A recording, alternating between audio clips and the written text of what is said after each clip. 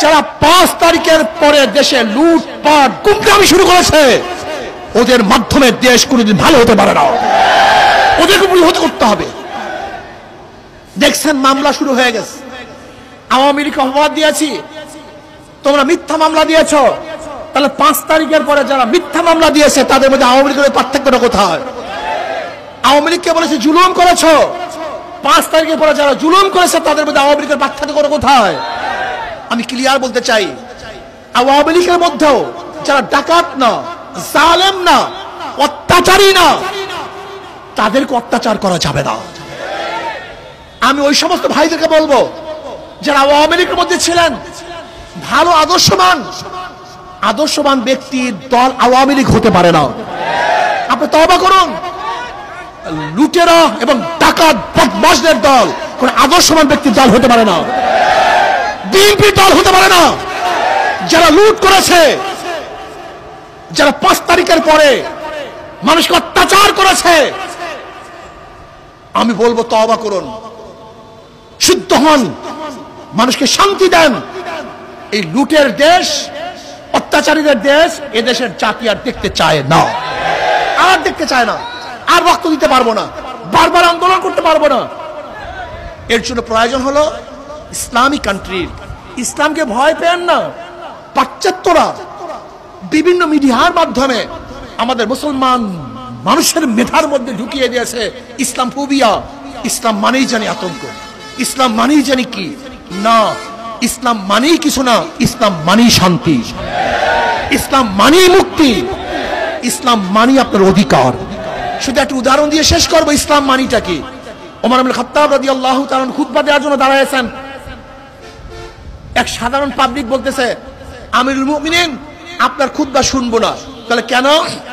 তাহলে রিলিফের কাপড় দিয়ে আপনি জামা বানাইছেন, আমিও রিলিফের কাপড় দিয়ে জামা বানাইছি, কিন্তু আপনার জামা এত সুন্দর হয়েছে, কাপড় বেশি চুরি করেছেন, আর আমার জামা খাটো হয়েছে, আমাকে কাপড় কম দিয়েছেন।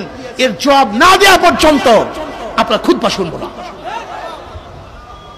জবাবদিহিতার অবস্থা বুঝেন? অর্ধজাহানের বাদশা, সাধারণ পাবলিক। ওমর ইবনে খাত্তাব রাদিয়াল্লাহু বললেন, এর জবাব আমি দেব না, এর জবাব আমার ছেলে আব্দুল্লাহ দিবে। আব্দুল্লাহ রাদিয়াল্লাহু বললেন, আমার আব্বা আত্মসাৎ করেন নাই, বরং রিলিফের কাপড় আমিও পেয়েছিলাম, আমার বাবাও পেয়েছিল, উভয় যদি জামা বানাই একজনের জামা ভালো হবে না, কাজে আমি আমার কাপড়টাকে আমার বাবাকে হাদিয়া দিয়েছি। এবার খুতবা পড়ুন। আপনাকে বুঝতে হবে, জুন জুলাইতেই কিন্তু আন্দোলনের সূচনা হয় নাই।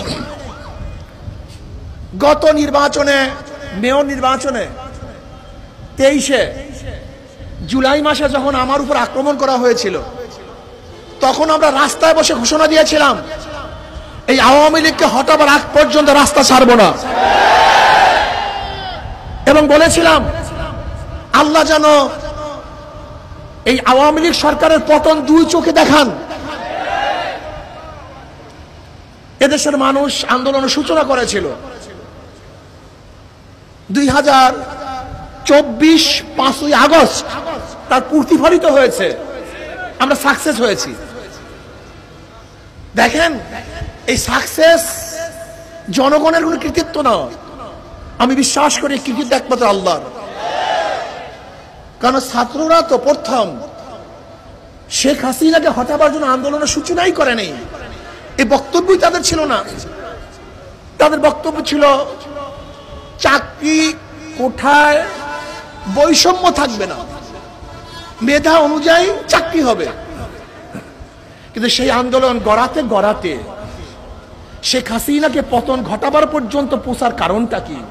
এটা তোমার আমার ক্রেডিট না, এটা আল্লাহ পাকের গজব, আল্লাহ পাকের রহমত। আন্দোলনের সূত্র কি ছিল? বৈষম্য। কি ছিল ভাই? আপনারা কি জানেন 71 স্বাধীনতা হয়েছিল কেন? না, অনেকেই জানি না। দেখেন, আজকে সংবিধানের মধ্যে জাতীয়তাবাদ, গণতন্ত্রবাদ, সমাজতন্ত্রবাদ এবং ধর্ম নিরপেক্ষতাবাদের যে 4 মূল নীতি, এই 4 মূল নীতি কিন্তু স্বাধীনতা আন্দোলনের সূচনায় ছিল না, ঘোষণায় ছিল না। 71 স্বাধীনতার ঘোষণায় ছিল সাম্য, মানবিক মর্যাদা, সামাজিক ন্যায় বিচার, সাম্য। আমরা সবাই সমান। বাংলাদেশের নাগরিক, কে মুসলমান, কে হিন্দু, কে খ্রিস্টান, কে বৌদ্ধ, কে গরিব, কে ধনী, কে জেলে, কে তাঁতি, কে মজুর, কে ঋষি, কে কামার, কে শ্রমিক, কে বংশীয়, কে নন বংশীয়, আমরা দেখতে চাই না। বাংলাদেশের প্রত্যেক নাগরিকের অধিকার সমান থাকবে। আজকে আমরা কি দেখেছি যে সরকার, বিগত সরকার উন্নয়ন বলতে মনে করছে ব্রিজ, উন্নয়ন বলতে মনে করছে মেট্রো রেল, উন্নয়ন বলতে মনে করছে হাইওয়ে রোড, অথচ শিক্ষা ডিপার্টমেন্টকে ধ্বংস করে ফেলেছে, যুবক সমাজের চরিত্রকে ধ্বংস করে ফেলেছে, নিশ্চিহ্ন করে ফেলেছে আমাদের দেশ। ওরা জানে যদি এদেশে মেধা শূন্য করা যায় তাহলে গোলামি করাতে সুবিধা হবে। এর জন্য শিক্ষা ব্যবস্থার অবস্থা কি দেখেছেন? বর্তমানে একটা ছেলে স্কুল থেকে বের হবে, সে নিজের নামও লিখতে পারে না, অটো পাস। চিন্তা করতে পারছেন? আবার এখন পরীক্ষা বন্ধ করার চক্রান্ত চলছিল, পরীক্ষা হবে না। তার মানে কি? মেধা শূন্য করার চক্রান্ত চলছিল। যেখানে মাদক বিরোধী হাজারো সংস্থা আছে, অথচ দেখা যায়, আমার তো মনে হয় এই দোকানের নিচে হাত দিলেও সেখানে মাদক পাওয়া যাবে। এর কারণটা কোথায় আপনি কি জানেন? আপনারা জানেন না, এটা ভারতের কৌশল। প্রত্যেকটা যুবককে মাদক ধরিয়ে দাও, কারণ একজনকে হত্যা করলে ওই পর্যন্ত শেষ, যাকে হত্যা করবেন সে শেষ। কিন্তু যদি মাদক ধরিয়ে দিতে পারেন, ওর বাবা শেষ, ওর মা শেষ, ওর স্ত্রী শেষ, ওর সন্তান শেষ, পরিবার শেষ, দেশ শেষ, সব শেষ। আপনি চিন্তা করছেন এত মাদকের কারণটা কি?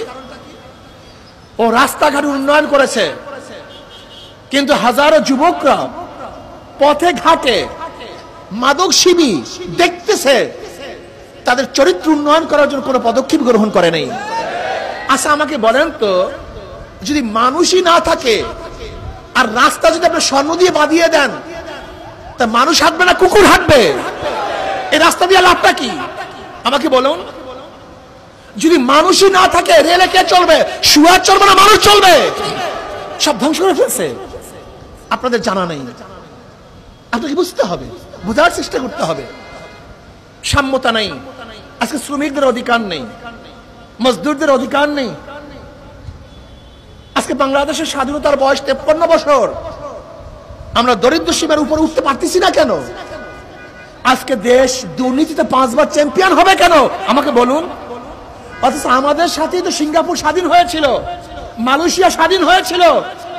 তাদের অবস্থা দেখেন আর আমাদের অবস্থা দেখেন। এর কারণটা কোথায়? বর্তমান গভর্নর বলতেছেন গোটা দুনিয়ার মধ্যে ব্যাংক এইভাবে লুটপাট করার ইতিহাস নাই, গোটা দুনিয়ার মধ্যে।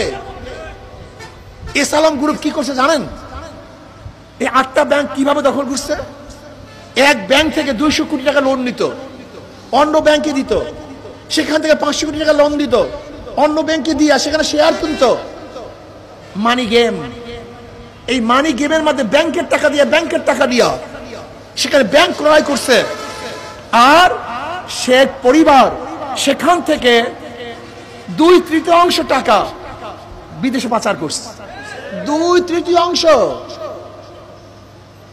আপনি বিশ্বাস করতে পারবেন না ব্যাংকের অবস্থা কোথায় গিয়ে পৌঁছছে। আমাকে বলেন তো, ব্যাংক কি টাকা জন্ম দেয় না আপনাদের টাকা ব্যাংকে থাকে? তাহলে মাইনিং করছে কার টাকা? লুটপাট করছে কার টাকা? বিশ্বাস হয় না? আজকে যেই পরিমাণের টাকা ব্যাংকে আছে, যদি আজকে আপনারা চেক দেন যে আমরা টাকা তুলে দেব, সমস্ত ব্যাংক দৌড়ে হয়ে যাবে। কথাটা বুঝাতে পারিনি। যত মানুষের টাকা ব্যাংকে জমা আছে, আজকে যদি সেই টাকাগুলি তোলার জন্য চেক পেলে করেন, তাহলে সমস্ত ব্যাংক দেউলিয়া হচ্ছে না কেন? আজকে আপনি তুলতেছেন 10 জনে দিচ্ছে, 10 জনে তুলতেছে 20 জনে দিচ্ছে, টাকা ঘরত ফরত। এর জন্য আপনি বুঝতে পারতেছেন না, কিন্তু ব্যাংকের অবস্থা খালি, জুলি খালি। এরপর আসুন, আজকে উন্নয়ন করেছেন, পদ্মা সেতু করেছেন।